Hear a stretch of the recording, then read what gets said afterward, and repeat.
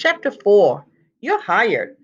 Since the next day was Saturday, Amelia Bedelia and her parents did what they always did on Saturdays. After Amelia Bedelia's swimming lesson, they had lunch at Pete's Diner. Pete's was mobbed. They had to sit at the counter instead of their favorite booth. Amelia Bedelia loved sitting at the counter. She loved being close to the action, hearing the orders called out, watching them get filled, and seeing everyone working together to make the diner run smoothly.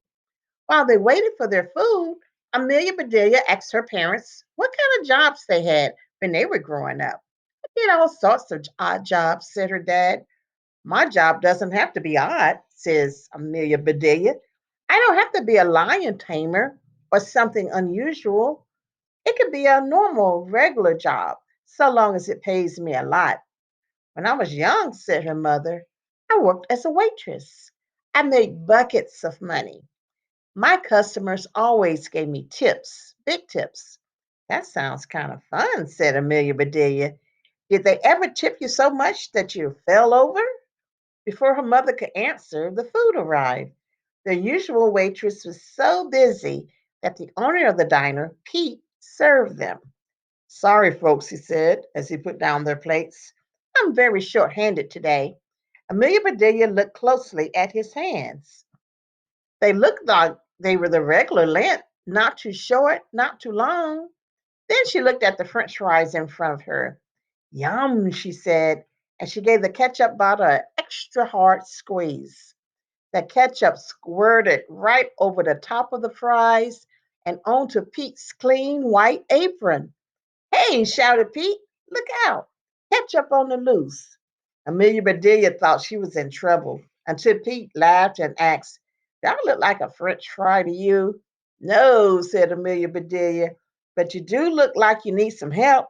Do you have a job for me? Pete looked at Amelia Bedelia's parents. They both smiled and shrugged. We come here every Saturday, said her father. She knows your routine. Her mother added, she's a good worker. Amelia Bedelia would do exactly what you tell her to do. And she's on vacation now, so she has spare time. Pete leaned forward to take a good look at Amelia Bedelia. I wonder, he said, can you cut the mustard? I've never tried that, said Amelia Bedelia, but I sure can squirt the ketchup. Pete laughed. You sure can. Okay, I'll give it a try. You're hired. You can be an official Pete's Diner waitress in training. Amelia Bedelia reached out and gave Pete a firm handshake. Was that his shorthand, she wondered? Honestly, she felt like hugging him, too. Instead, she hugged her parents. Congratulations, sweetie, said her mom. That's my girl, said her dad. You landed your very first job. You're hired. Those were magic words to Amelia Bedelia. Those words meant that her dream bite would soon be a reality. She gobbled down her fries, said goodbye to her parents, then slid off her stool and skipped into the kitchen. Doris, the regular waitress, found her a uniform. This is the smallest size we've got, honey, Doris said. Doris slipped the uniform over Amelia Bedelia's clothes. Here's Amelia Bedelia. I bet that uniform is a lot on her. It's much too large. She tucked here and folded there.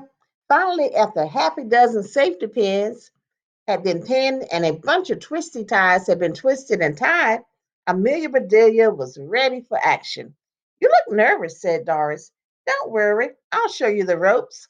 Follow me. How cool, thought Amelia Bedelia. What kind of ropes would Doris show her? So this is what Amelia Bedelia is thinking about. Ropes. Oops, I didn't get that. Okay. Ropes.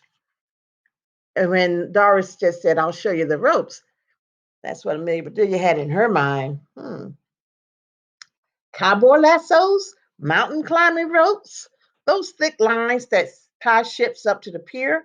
Maybe this would turn out to be an odd job after all. Well, well, said Pete when Amelia Bedelia and Doris came out of the kitchen. Look at you.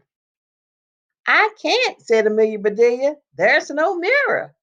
Well, believe me, he said, you look like a real waitress.